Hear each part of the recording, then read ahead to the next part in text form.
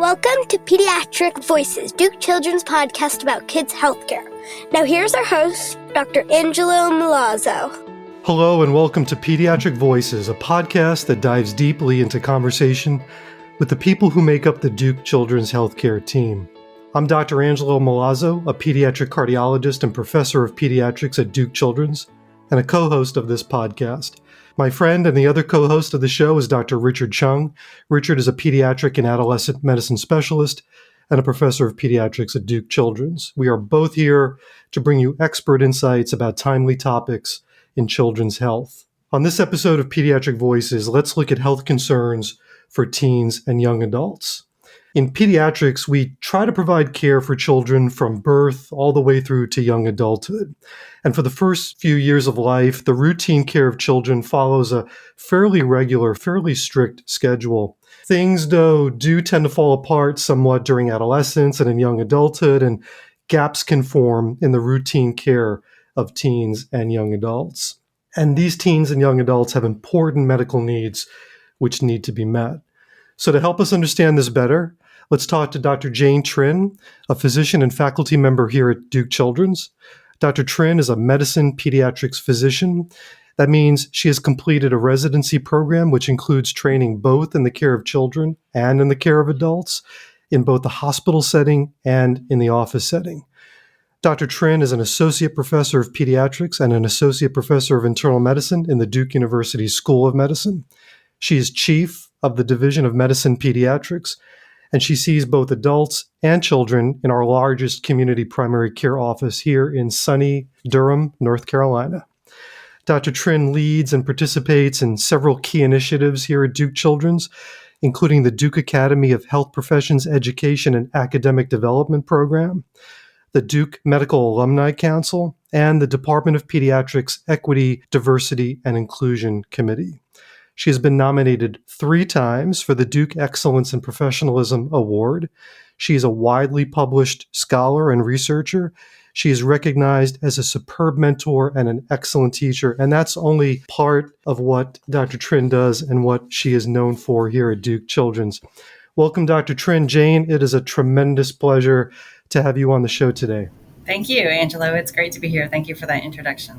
Jane, I was hoping we could start by just giving a quick little overview about what medicine pediatrics is, because I think our audience is probably familiar with pediatrics and probably familiar with internal medicine, but medicine pediatrics may be a new concept. So if you could just give us your perspective on it. Well, thank you for that question. I think that as an internal medicine and pediatrics physician, I have the opportunity and my colleagues have the opportunities to care for patients throughout the age spectrum. And in our training, we undertake clinical experiences that encompass everything that is involved in a pediatrics residency as well as an internal medicine residency. So it gives us the expertise to care for patients in the outpatient setting of all ages as well as the inpatient setting of all ages. Jane, one thing I like to get from our guests is their origin story. So tell us a little bit about how you became interested and involved in children's health. So I wanted to do pediatrics since I was a young child. And how I was interested in children's health was really due to my pediatrician. My family immigrated from Vietnam. And in the early part of my life, we lived in a very small town in Oklahoma. And we were one of the very few immigrant families in this very small town in Oklahoma. And I remember distinctly how much we were embraced in our medical home. My sisters seeing a pediatrician for the first time and how she treated my parents and incorporated us in the conversations in those early stages really influenced my decision to be a pediatrician. So we were very fortunate to have that exposure. We were also very fortunate, honestly, not to be that sick, but even in the small number of encounters that we had with them, she had a huge impact in my life and my sister's lives. That's really an amazing story. I think medicine is one of the last great apprenticeship systems, and I think many of us were influenced by early experiences and certainly by people whom we saw as exemplars or mentors or great teachers. So I love that story. So let's talk about today's topic. Let's dive in here a little bit. And I'd like to start by getting your broad perspective on the challenges in providing care to our teenagers and to our young adults. I think there are a lot of misconceptions about the care of adolescents and young adults.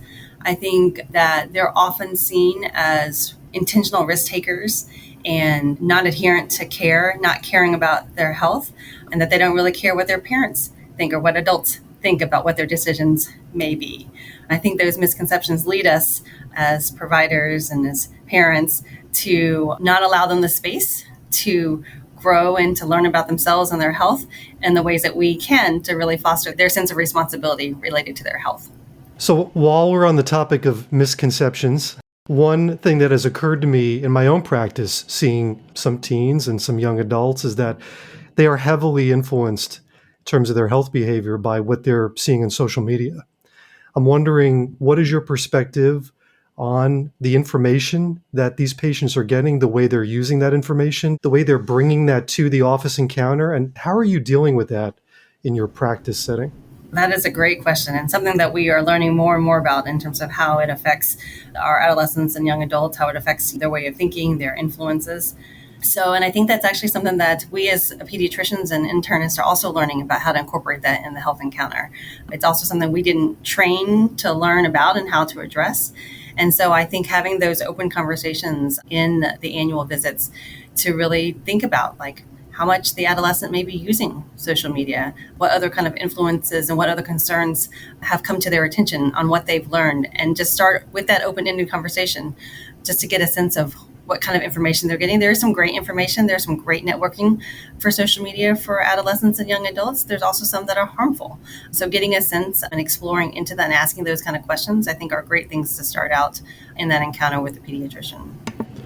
So to dive a little deeper into this part of the conversation, do you have patients who come to you and say, I'm concerned about a medical problem. It's something I saw on TikTok or something I saw on Instagram or read about on Reddit? And if so, how do you begin to tease apart fact from fiction, reality from fantasy, their perceptions and misperceptions from what you need to convey to them from a purely medical perspective? I think that also gets to some of the important pieces about the routine care that adolescents can have and the relationship they can have with their pediatrician. Because oftentimes this is not one conversation. There's no way to be able to capture all of it in one conversation and in a visit that they may meet the pediatrician for the first time in their adolescence, or even maybe had that relationship grow over time. And patients where I've had that relationship with, that's a lot easier to kind of start to have that conversation. And then for patients who are newer to me and are experiencing this, we spend a little bit more time exploring that. So then to get to your question a little bit, Angela, I start to ask them, what is it that they're learning? What is it that they're hearing? What things worry them about what they have heard about on these social media outlets? And then I start exploring into that a little bit more. And then I weigh in and let them know, there are some things that may affect them more on a day-to-day basis. And I let them know also that what I know from what we've learned. And then we kind of talk through where the conflict may come up with these information sources. That's really fascinating. It's such a tangled web, I think, that we get enmeshed in when we start to have conversations with patients about these non-traditional sources of information, because we often have to educate ourselves about those sources. At least I can say that I've had to do that. And I've learned a lot about what my patients are learning. And in some cases, it's been an aid, and in other cases, it's been an obstacle. And I'm curious if that's been your experience as well. Oh, absolutely. And there are many things that they will bring to the table that I did not know about. And sometimes I'll use that actually as an opportunity to demonstrate how I'm willing to learn about it. And I'll say, where did you see that? Let me look into that. And I think that even if it sounds sort of more off the wall than you'd like, obviously there are safety concerns that we would address up front. But if it's something that they're just hearing about and it's something that's an opportunity to be able to build that trust, where I can say, well, let me learn about that a little bit more and let's have a conversation about that some more, to allow them to see that I also respect their experience and what they're seeing in their life and kind of their world. And I think that builds that relationship with the pediatrician so that they have an adult that they can go to and they can trust. And some don't have that in other places. Jane, I wanted to ask you a little bit about the role of mental health care and behavioral health care in this cohort of patients, because it has struck me that those kinds of issues, we're seeing those issues in younger and younger children, but still a high concentration of behavioral issues, mood disorders, mental health issues, things like anxiety, depression, related conditions, substance abuse or substance use disorder, issues around mental health in general that we see all the time in teens. and obviously as they transition into young adulthood. And that has to be an incredibly complicated part of your practice, I'm sure. Can you talk a little bit about what that is like and what the challenges and what some of the successes have been? We are seeing, as people have heard about in the press and things like that, so much mental health. Obviously, there has certainly been mental health concerns over many years. The COVID pandemic really has uncovered so many more challenges that we have, and also outlined so many challenges that we have with our systems to really support patients throughout the age spectrum with anxiety, depression, substance abuse, and the whole gamut of behavioral health concerns.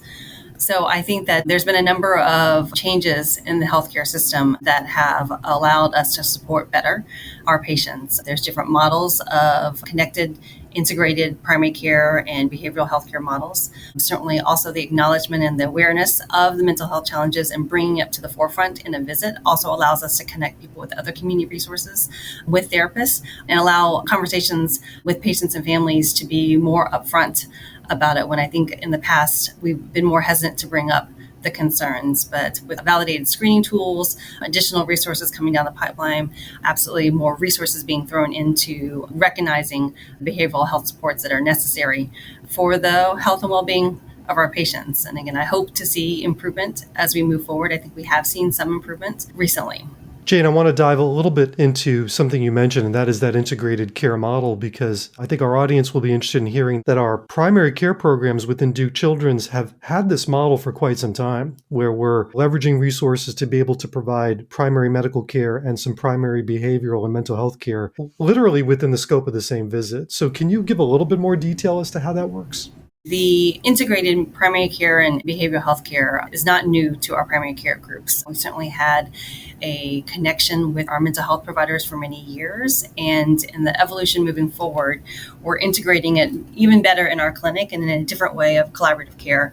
So our new model of collaborative care allows for a behavioral health care manager to be able to connect with the patient sooner and do brief counseling before they are connected with either additional mental health resources or additional medication management. But the behavioral health manager allows for that earlier, more frequent touch points. And that person, that behavioral care manager, works very closely with the primary care physician as well as with the extended mental health team.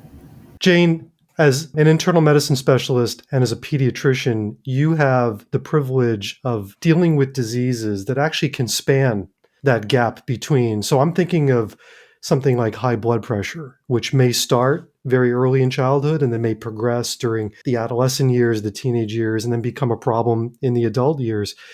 Are there other examples of diseases that you deal with that do span across, that are maybe something special to the purview of an internal medicine / pediatric provider, things that you feel are important for our audience to hear about and that kind of speak to the special nature of the work that you do?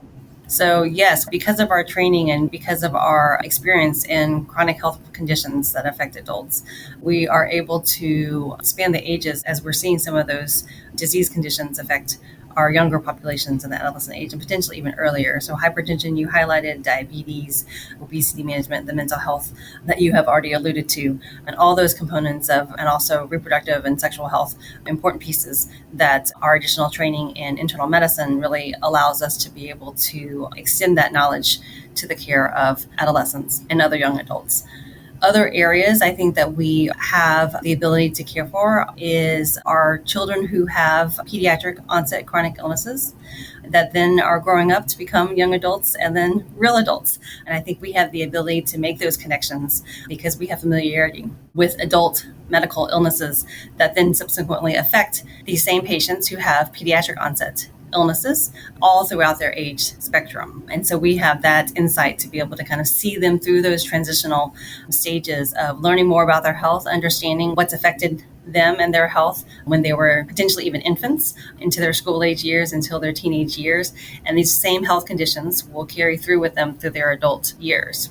Is there a particular health condition or health problem that comes to the fore during this stage of life that it would be really important for our listeners to be aware of so that maybe families who are hearing this can help their teen or help their young adult get connected to care if there's been a gap, for example? Is there a certain medical problem or group of problems that you feel there isn't enough talk about or enough visibility around that you deal with all the time that you want to highlight for our listeners?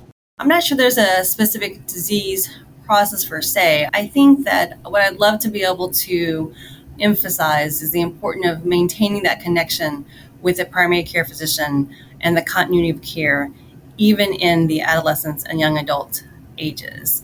I think that oftentimes healthy children may need a sports physical, and they come in for their sports physical, maybe get their couple vaccinations in, and those are definitely important things.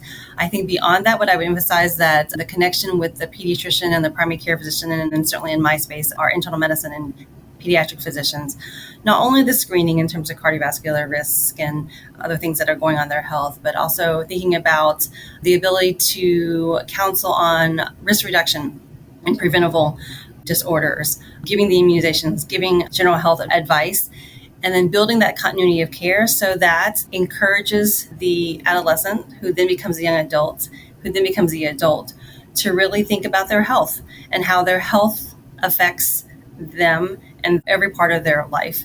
And I think seeing that and maintaining that relationship is really an important part of supporting your adolescent and allowing them to see that responsibility of taking care of their health. Again, we see so many people fall out of healthcare in this late adolescence to young adult, and there's a lot more ED visits, there's a lot more acute care visits, and I do think there's a lot of diseases that are preventable if patients still continue to check in with their primary care doctor. I think that's an incredibly important point to highlight, and just sort of a really beautiful encapsulation of your perspective on the care of these somewhat vulnerable people at a vulnerable stage in life. So I love that answer. So it's very clear to me that you're inspired by all this. So in your words, what inspires you the most in your day-to-day working life? I think it's the patients and their families. I think it's hearing their stories. It's being able to see kids that do become adolescents and are successful in their own myriad of ways, whether it's further education, whether it's employment, whether it's their relationships. I mean, obviously, there are so many competing demands in people's lives that sometimes if they're healthy or they're perceived as healthy, then the health care is dropped off. But again, that connection with and the stories that go along with the patients and their families and just what they go through and their resilience really keeps me going in terms of trying to keep them healthy. I love that answer. So last question, a little bit of a fun question for you. If you weren't an internist, if you weren't a pediatrician, who would you be? What would you do? I struggle with this question over time. I feel like at different stages, I might be somebody or something different. So I think in my imagining if in this current state of life, where if I weren't an internist or weren't a pediatrician, I would be part of a community organization that is committed in terms of bringing up all aspects of health in the community. So I do think it's still very much be health related and really looking to serve the needs of a community. Somewhat vague, but I think that's still related to what is important to me. Well, I think that's wonderful. And Jane, I want to thank you for being a guest on our show. I hope you'll come back and talk with me again about other issues in internal medicine and pediatrics. And, it's just been a great pleasure talking with you today. Thank you. It was fun.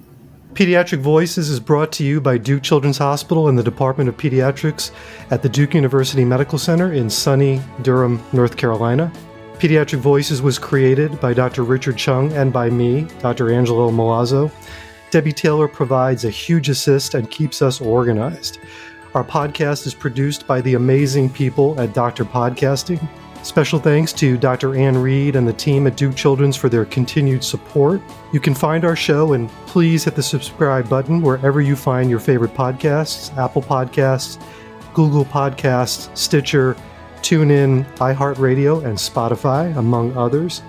Connect with us online at dukechildrens.org, at Facebook /Duke Children's, and at Twitter /Duke_Children's.